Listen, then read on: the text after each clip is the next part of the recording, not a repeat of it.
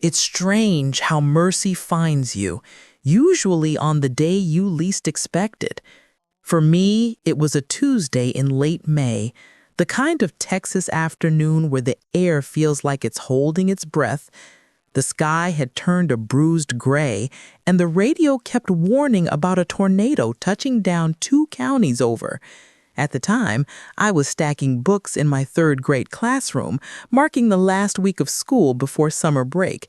That's when the siren started.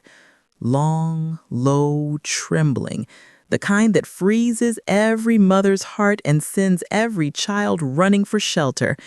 If you're listening right now, tell me in the comments where you're watching from. And tell me, have you ever felt your instincts move before your thoughts could?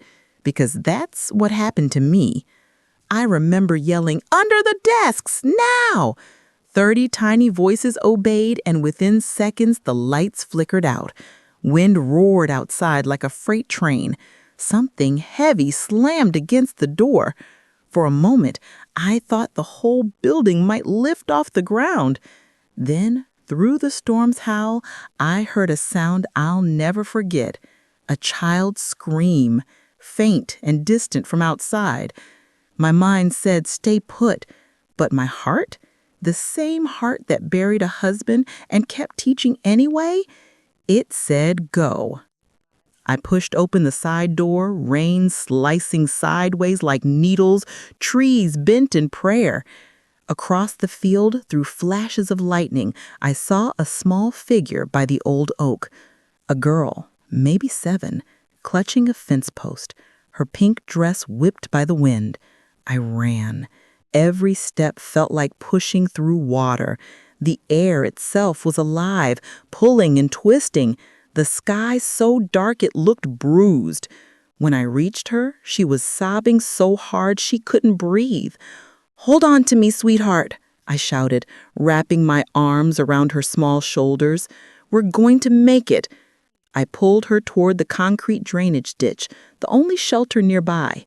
We crouched inside as the wind screamed above us, dust and debris raining down. For 15 minutes, the world sounded like it was ending. Then, silence.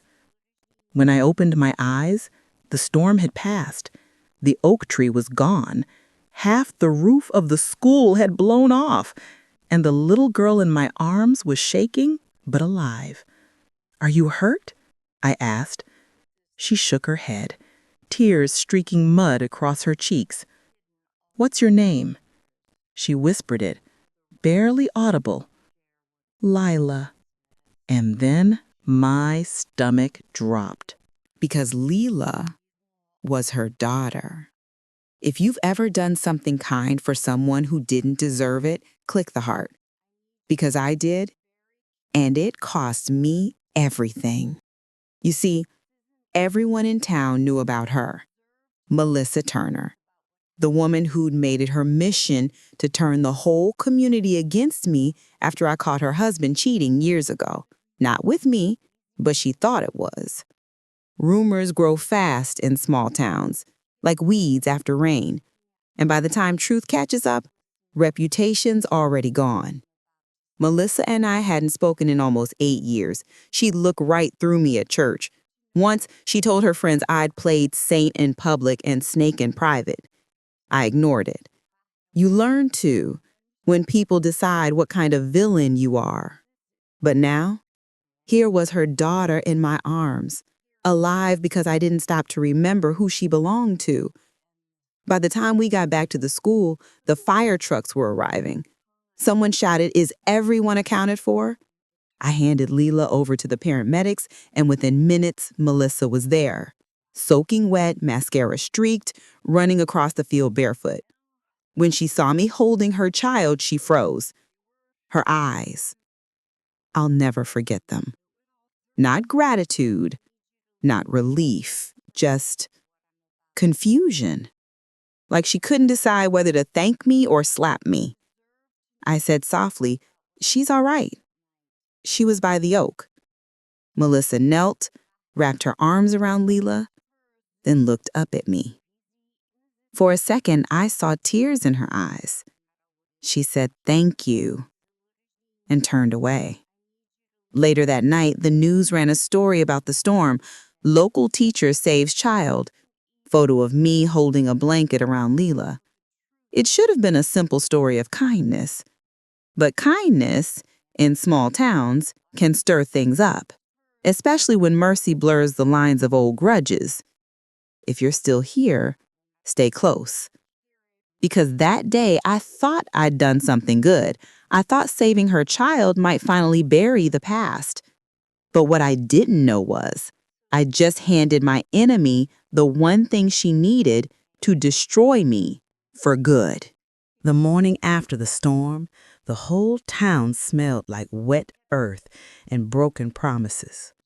Power lines were down, branches littered Main Street, and everyone was talking about how lucky little Lila Turner was to be alive.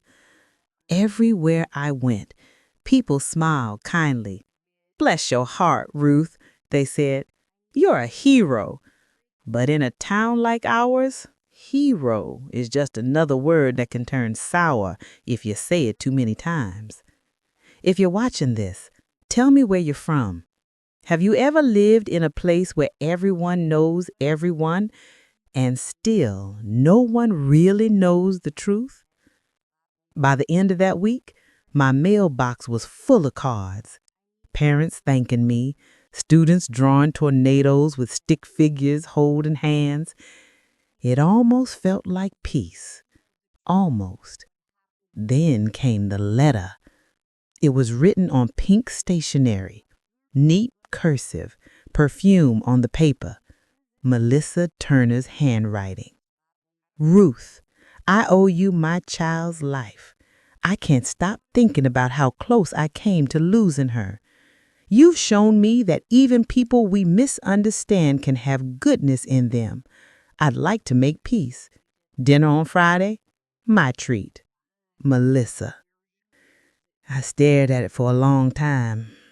It didn't sound like her. But maybe I thought the storm had changed more than roofs. Maybe it had softened hearts too. So, against my better judgment, I said yes. Friday came hot and thick with humidity.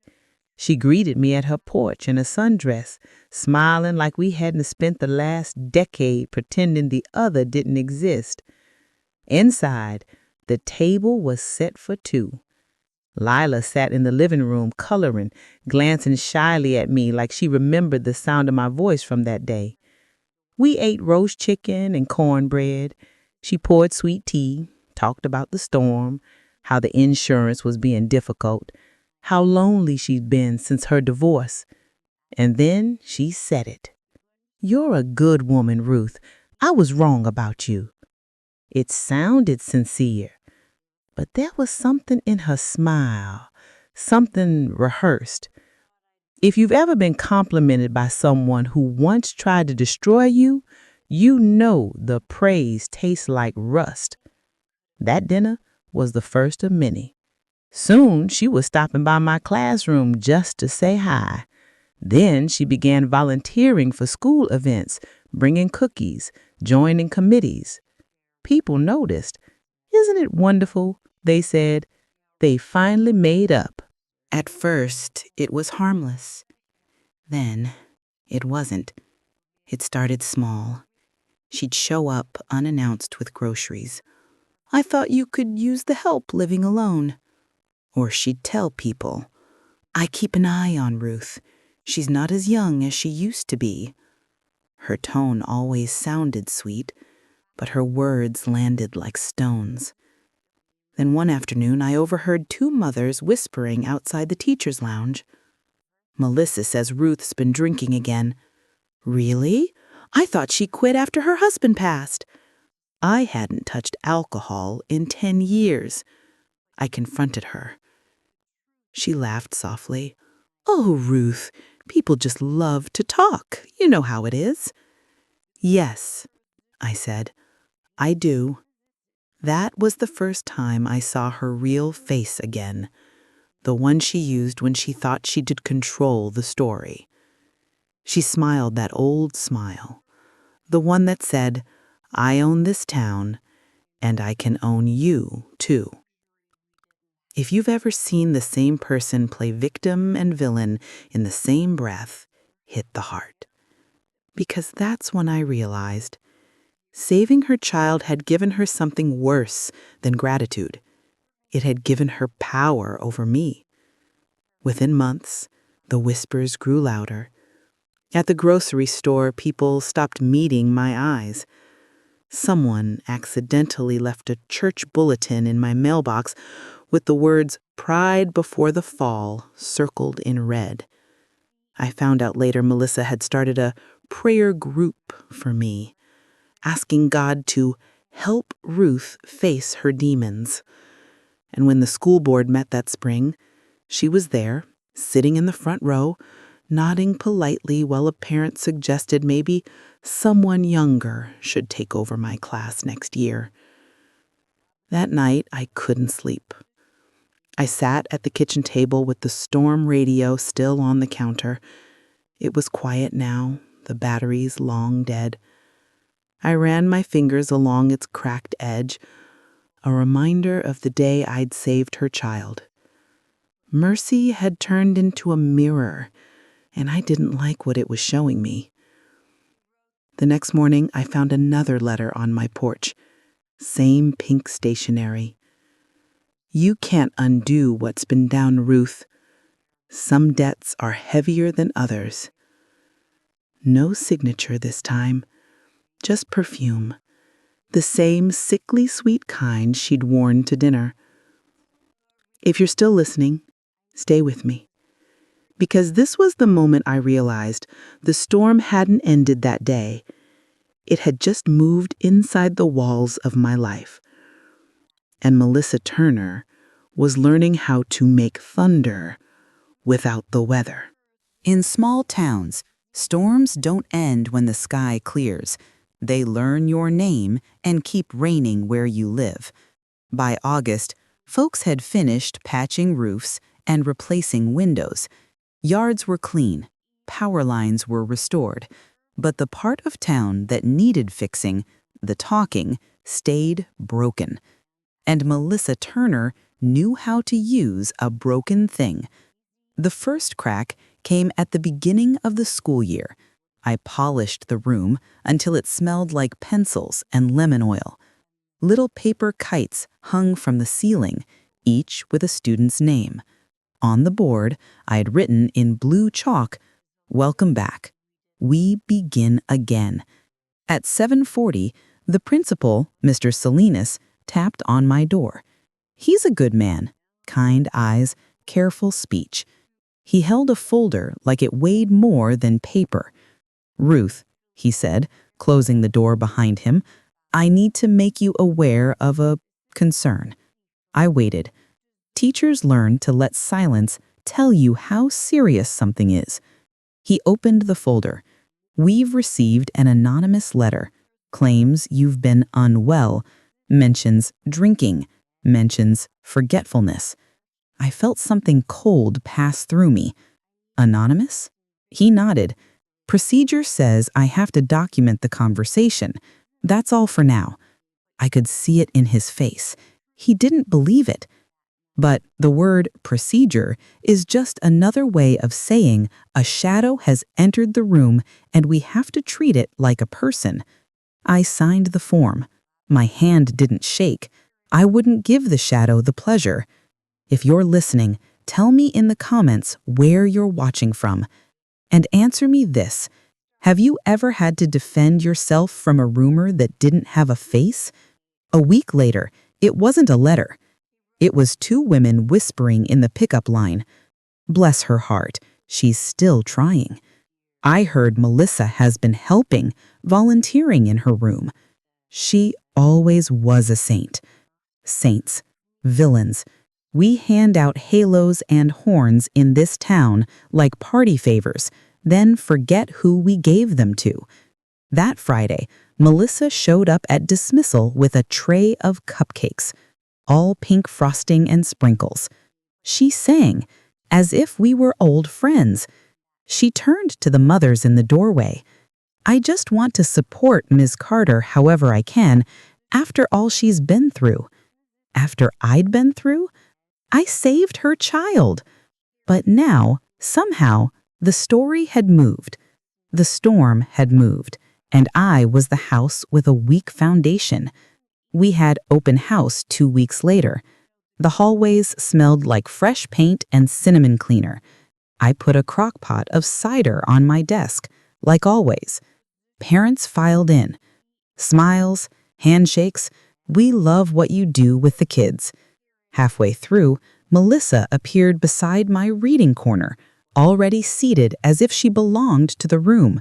Lila clung to her arm, shy, but watching me the way a child watches weather, checking for direction, not intent. "Miss Carter," Melissa said, voice bright, "may I say a few words to the parents?" I should have said no. I said nothing. She stood, hands clasped. When the tornado hit, this woman pulled my little girl from death's door. She is the bravest soul I know. A soft gasp, a round of polite claps, then the turn. But bravery is heavy. We're a community. We need to make sure she's not trying to carry too much alone. Heads nodded. Some eyes turned toward me with a pity I wanted to throw back. I smiled, thanked everyone for coming, and dismissed early. When the room emptied, I erased the chalkboard letter by letter until the cloth was gray with other people's fingerprints. If you've ever been helped in a way that felt like being pushed, hit the heart so I know you're here. Sometimes support is just a spotlight you never asked for. Mid-September. The rumors sprouted new leaves. CPS came to my classroom. 2 women, gentle but firm, badges on lanyards. "We received a call," one said, "about a child being grabbed roughly in class." I blinked. Grabbed? Who? They couldn't tell me. Procedure again. They asked me to describe my discipline policy, asked where I stood during recess, asked whether stress affected my patients. Stress. A word that doesn't look like a weapon until it cuts you. I answered every question. I signed more paper that treated air like evidence. When they left, I sat at my desk and looked at the knees of my own hands. There was a small stain on my skirt from red marker. That's the thing about teaching. No matter what people say, your day is full of tiny, honest proofs that you were there to help. I kept those proofs like talismans. A drawing in a backpack, a note that said thank you for the books, a smile from a child who'd always looked at the floor. They didn't weigh much. But that week, I needed to hold every ounce of them. The following Sunday, the church bulletin included a new care list, those we should pray for. My name was there. Under it, strength, clarity, and protection for our children. I wanted to laugh, but laughter would have turned into something else. After the service, the pastor's wife touched my elbow. "We're all pulling for you, Ruth." "From what?" I asked softly. Her smile was quick and fragile. "The Lord knows." Yes, maybe he did. But he hadn't written the letter, and he wasn't standing in the school hallway counting who said hello anymore. By October, the school board had scheduled a general review. In towns like ours, general means specific, with nice clothes on. Mr. Salinas gave me a heads up. Just answer what they ask. You've got 30 years in this district. That matters. It should have. The meeting was in the library, fluorescent lights buzzing overhead like insects trapped in jars. A long table, board members on one side, me and a union rep on the other, parents in the back, some I taught when they were small. Melissa sat second row, hands folded like prayer. Lila beside her, chewing the sleeve. The board chair began, Miss Carter, thank you for coming. We've received concerns. He listed them like groceries. Consistency, temperament, decision-making during emergencies. I followed protocol during the tornado, I said evenly. Then I followed my instincts to save a child who was outside shelter. There was a murmur. The chair nodded. No one questions your courage. A lie can start with a compliment and still be a lie. But some parents feel the aftermath has taxed your capacity. Taxed. Capacity. Words that sit in the mouth like glass. The union rep cleared his throat. With respect, where are the formal complaints? The chair shuffled papers. We have several anonymous and one signed. I didn't look back. I didn't need to. Perfume was already in the air. They gave me 5 minutes to speak. I used 3. I'm a teacher. I show up. I make space. I hold small hands through spelling tests and fire drills. If that's changed, it will be on an incident report, not a whisper. Silence. Then the chair said, "Thank you, Miss Carter. We'll be in touch." As I stood to leave, a small voice piped up from the back. "Miss Carter?" Everyone turned. Lila stood, hands fisted in her dress. Melissa's fingers tightened on her arm. Leela started, then stopped. "Thank you for saving me." Her mother pulled her gently down. The board chair smiled at the sweet disruption. But to me, it sounded like thunder far off, the kind that tells you weather remembers what people forget. If you're still listening, tell me in the comments, have you ever walked out of a room knowing the decision had already been made before you spoke? They called it non-renewal. That's the phrase they use when they don't want the word fired near their shoes. A letter on my desk before Thanksgiving. The district thanks you for your service. We will not be renewing your contract for the upcoming year. My hands didn't shake then either. I sat down, I read it twice, and I felt my ribs widen around a heart that needed more room to hurt. Mr. Salinas came in, eyes red. "I fought, Ruth. I did." "I know," I said. He put a box on the desk. "You can take your time packing." I didn't need time. Teachers live light. A jar of marbles, a cloth bag of letter tiles, a stack of notes tied by a ribbon.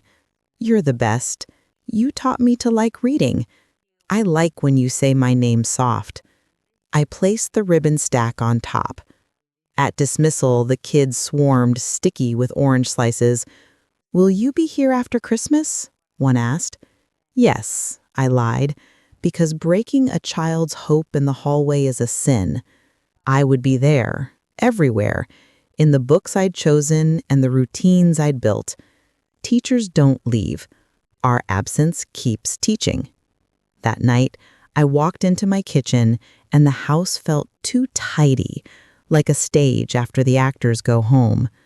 There was a letter on my mat. No envelope, just paper, folded once. "You should have kept your hero story quiet.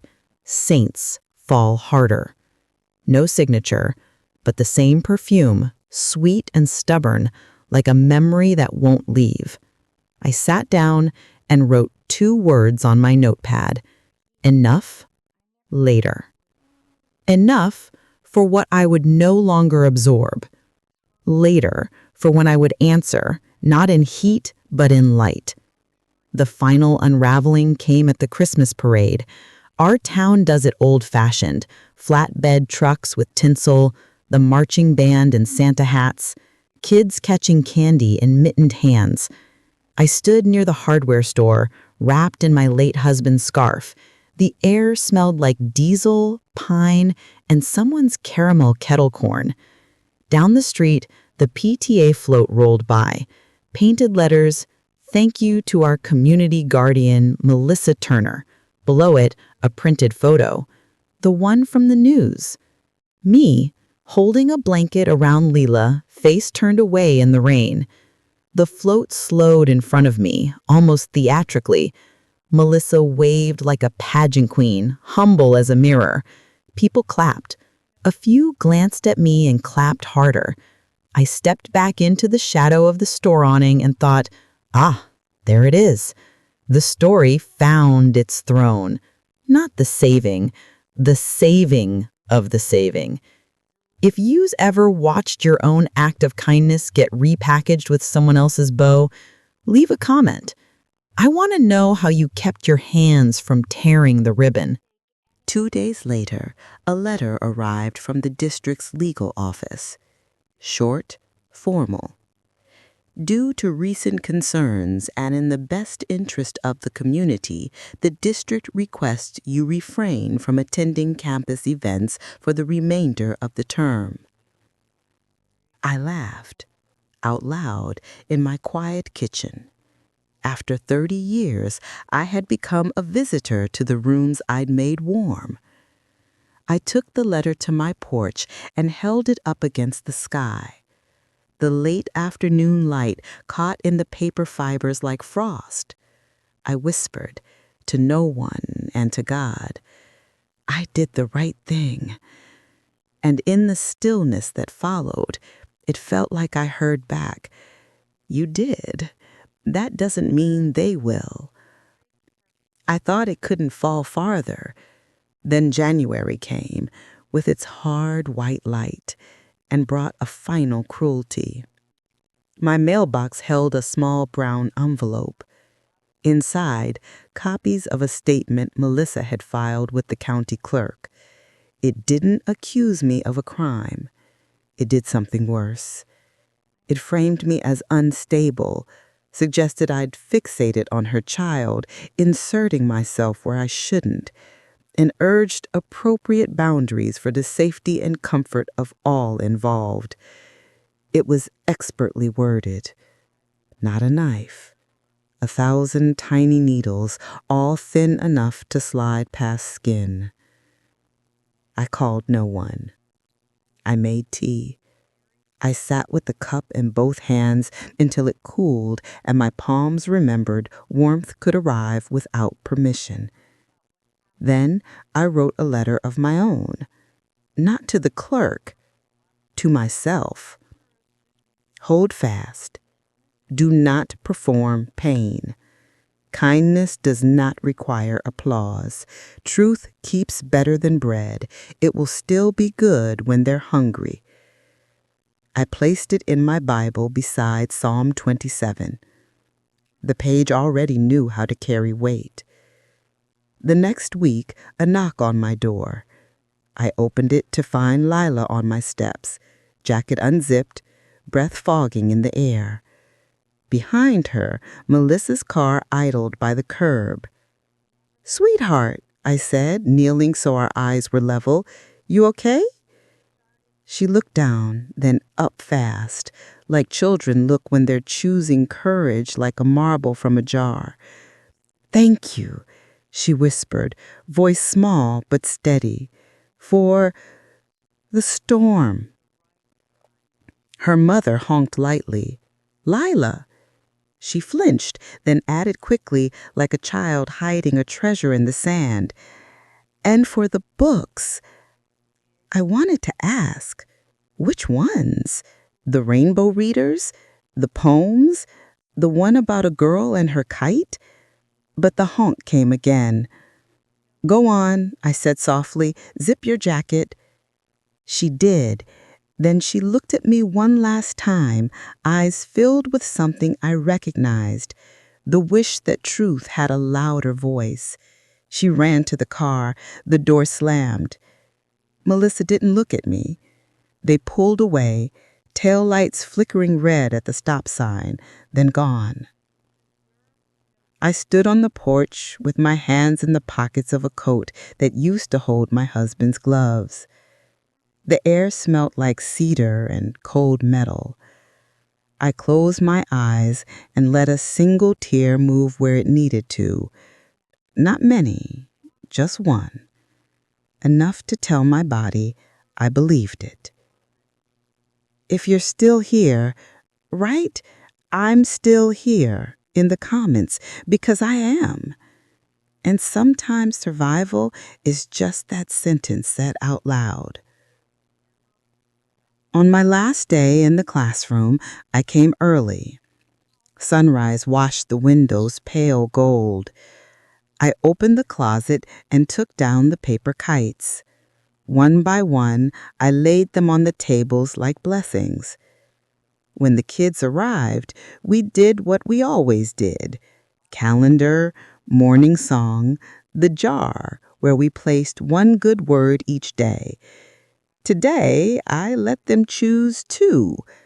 They picked brave and kind. I didn't argue with the order. At lunch, Mr. Salinas hugged me in the hallway. He slipped something in my hand, a folded card thick with many small signatures.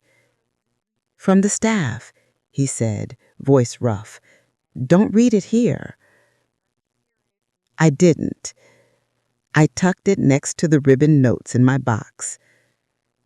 After the final bell, I erased the board one last time. The cloth turned gray again, like a cloud remembering rain. I turned off the light, closed the door gently, and pressed my palm against the wood for a heartbeat. The door remembers. Doors always do.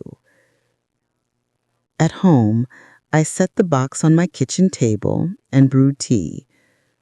On impulse, I pulled out my stationery and wrote two names at the top of a blank page. Lila, me. Not enemies, not a saint and a sinner.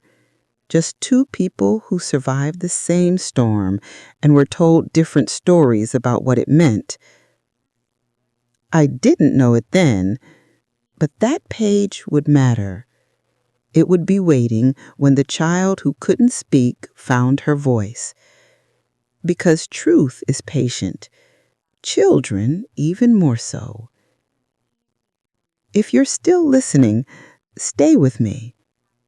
I'll tell you what happened in the spring when a school assembly, a book report, and a 7-year-old's brave sentence turned gossip into light, and how the life Melissa tried to wreck became the one thing I was finally free to rebuild. Spring came late that year. The bluebonnets bloomed along the highway in slow waves, as if the earth was shy about beauty after everything it had seen. I'd been retired for 3 months then, or, as the school board put it, relieved of service with gratitude. But I didn't feel relieved. I felt emptied, like someone had turned the volume of my life down to a whisper. I filled the quiet with small things: morning walks to the post office, crocheting blankets for the church nursery, writing letters I'd never send. Every now and then I'd hear my name whispered in the grocery store, and I'd remind myself, silence is not defeat. It's where the truth catches its breath. If you're listening, tell me where you're watching from. Have you ever had to start over when no one apologized? If so, I hope you know that's where real peace begins. In April, I got a letter from Mr. Salinas. Handwritten, no official seal. "Ruth, hope this finds you well. We're holding the district's spring assembly next week, celebrating students' writing projects. One of them wrote a story inspired by you. I thought you might want to know." There was no name, no details, just an invitation. I stared at the paper for a long time. Part of me wanted to ignore it, to stay in my quiet house, let the years keep me safe. but something gentle inside whispered, "Go. You owe it to the truth to show up." The auditorium smelled the same: dust, waxed floors, nervous anticipation. Parents filled the folding chairs. I sat near the back, hat low, eyes on the stage. One by one, children read their essays. My hero, the day I learned, someone who changed my life. Then Mr. Salinas stepped up to the microphone. "Our next student is Leela Turner, 3rd grade." The name hit the room like a match to dry grass. A few heads turned toward me. I stayed still. Leela walked on stage, taller now, hair tied back with a blue ribbon. She carried a sheet of notebook paper, edges frayed. Her voice trembled at first, but then it grew. My story is called "The Day the Sky Fell Down." When I was 7, a tornado came to our school. I was outside. I thought I was going to die. A teacher ran into the storm and saved me. People said a lot of things after that. Some of them weren't true. I was too little to talk back, but now I can. The truth is, she didn't just save me that day. She taught me what brave looks like. Brave is doing good when no one's watching. Brave is staying kind, even when people lie about you. My hero's name is Ms. Ruth Carter. The room went silent. Then a sound rose. Not clapping at first, but that kind of collective exhale people make when they realize they've been wrong. I didn't cry right away, not until Leela turned her head and looked straight at me. Her eyes didn't look like her mother's anymore. They looked like her own. If you're still here, tell me in the comments. Have you ever had truth arrive late, but right on time? After the assembly, I tried to slip out the side door, but someone called, "Miss Carter." I turned. It was Melissa, older, thinner. Her hands fidgeted with her purse strap like she was holding a secret that wanted to escape. "I didn't know she was going to do that," she said quietly. Her eyes were red. "I suppose I should say thank you for not making things worse." I could have told her a dozen things about mercy, about loss, about how forgiveness isn't for the guilty. But all I said was, children always find the truth. You just can't bury it deep enough. She nodded. For once, she didn't argue. And that silence, it was the truest apology she ever gave me. That night, I walked home under a sky so clear it looked washed clean. I sat on my porch, listening to the crickets sing between the quiet. Inside, the ribbon bundle of old letters still sat on the table. I untied it, smoothed the edges, and added a new one written in my neatest hand. Dear Leela, you reminded me that truth has its own timing, that storms may take roofs, but they also reveal foundations. You gave me back what the lies took away, not my job, but my peace. Keep that bravery. It's rarer than gold. Love, Miss Carter. I didn't mail it. Some words belong to the air. They find their way. If you're still with me, I hope you know this. Kindness will cost you, but the receipt is peace. And when you've done right by your own soul, you don't have to defend it. Time will. The next morning, I stepped onto my porch. For the first time in years, someone had left something at my door. A small bouquet of bluebonnets. No card, no perfume, just flowers, damp from dew, and tied with a blue ribbon. I smiled and whispered into the open air. Looks like the storm finally moved on. If you're still here, thank you for listening to my story. Tell me in the comments, what truth did you have to wait for? Because here on True Life Stories, we don't just tell stories, we remember them.